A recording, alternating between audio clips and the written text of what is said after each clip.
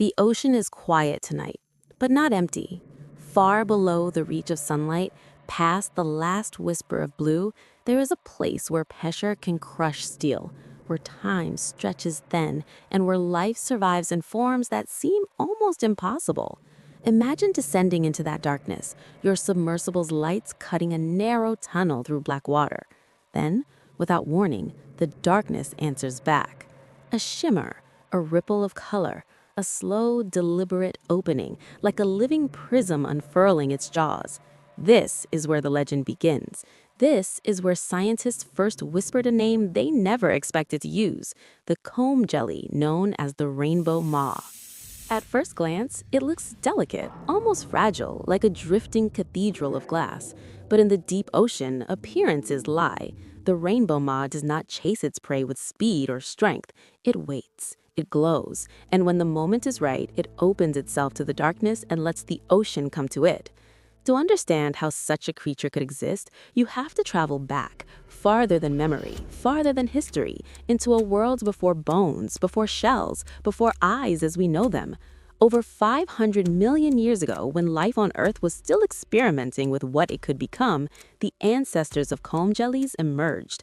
They were not fish. They were not jellyfish. They belonged to a lineage so ancient that it may predate even sponges in the evolutionary record. These early ctenophores learned a lesson that would echo through time. Survival does not always belong to the strongest, but to the most adaptable. While armored creatures rose and fell, while predators with teeth and claws went extinct in waves of catastrophe, comb jellies endured. Mass extinctions scorched the planet, asteroids, volcanic winters, collapsing ecosystems, but the deep ocean remained a refuge, stable, cold, silent. In that refuge, evolution slowed down and grew strange.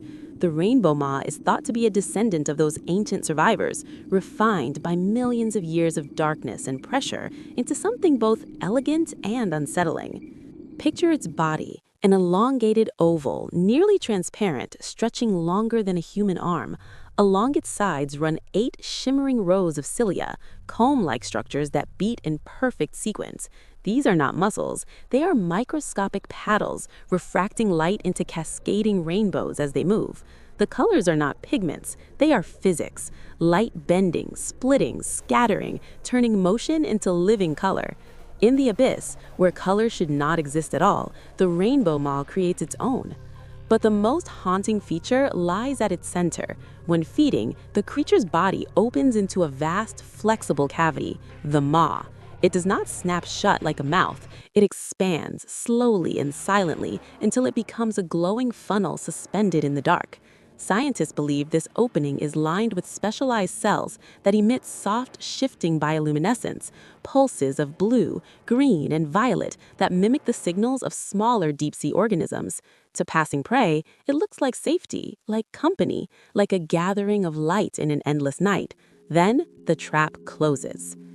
Inside the maw, colloblasts, cells unique to comb jellies, ensnare anything that drifts too close. There is no venom, no bite, just contact, adhesion, and inevitability. Prey is drawn inward, dissolved slowly, efficiently, with almost no movement at all. In a world where energy is scarce, waste is not an option. The deep ocean is often described as an alien planet, and the rainbow maw feels like proof of that claim. At depths where it has reportedly been observed, beyond 3,000 meters, the pressure exceeds 300 times that at the surface. Proteins that would unravel elsewhere remain stable here.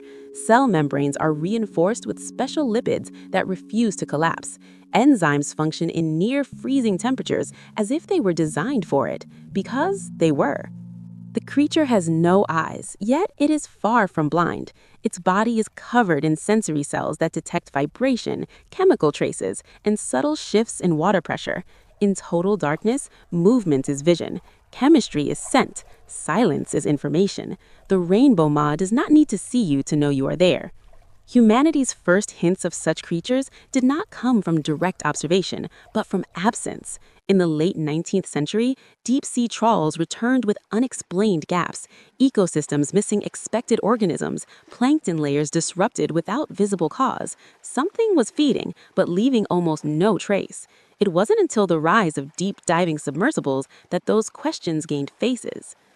During exploratory missions conducted by institutions like Woods Hole Oceanographic Institution and surveys supported by NOAA, remotely operated vehicles began capturing fleeting glimpses, distortions in the water, flashes of color that vanished when lights approached. Early footage was dismissed as optical artifacts, camera errors, reflections, but the reports kept coming from different crews, different oceans, different years. One expedition descending towards the edge of the Mariana Trench near Challenger Deep recorded a moment that changed everything. As the submersible hovered in total darkness, its lights off to conserve power, something moved past the viewport. The crew later described it as a slow rainbow breathing in the dark.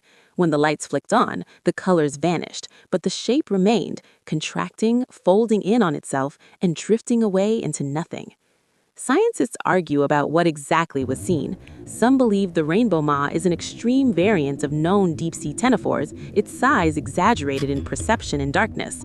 Others suggest it represents an entirely new branch of the comb jelly family, one adapted not just to the deep sea, but to its most hostile regions. There are even theories that its bioluminescence evolved not for hunting, but for communication, signals meant for others of its kind, scattered and unseen in the abyss. Myths complicate the science. Long before submersibles, sailors spoke of ghost lights beneath their ships, of nets pulled empty through glowing water.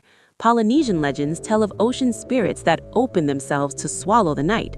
While these stories are not evidence, they echo eerily with modern observations. Human imagination, it seems, has always sensed that the deep was watching back. What makes the rainbow maw especially significant is not just its appearance, but what it represents. Comb jellies challenge everything scientists thought they knew about early animal evolution.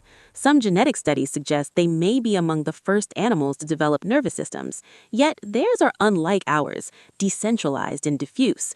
If creatures like the rainbow maw still thrive today, they may offer a living window into life's earliest experiments with sensation, movement, and predation. And yet, so much remains unknown. How long does it live? Does it reproduce sexually or clone itself in the darkness? Does it migrate or remain suspended in one cold, eternal place? Every answer seems to open three more questions. The deep ocean does not give up its secrets easily. There is also a quiet urgency now. Climate change is warming even the deepest waters. Microplastics have been found in trenches once thought untouched. Noise from shipping and drilling penetrates farther than we ever imagined. Creatures like the rainbow maw survived asteroid impacts and ice ages, but they have never faced humanity. In the end, the rainbow maw is not a monster. It is not a myth brought to life. It is a reminder that Earth is still largely unexplored, that entire worlds exist beneath our feet, moving slowly, silently, according to rules we barely understand. Somewhere in that darkness, a prism of living light opens itself to the void, feeding, surviving, continuing a lineage older than bones. And as we pull our submersibles back towards the surface, leaving the abyss behind, one question lingers like a fading glow in the black. How many wonders are still down there, waiting for us to notice them before they disappear forever?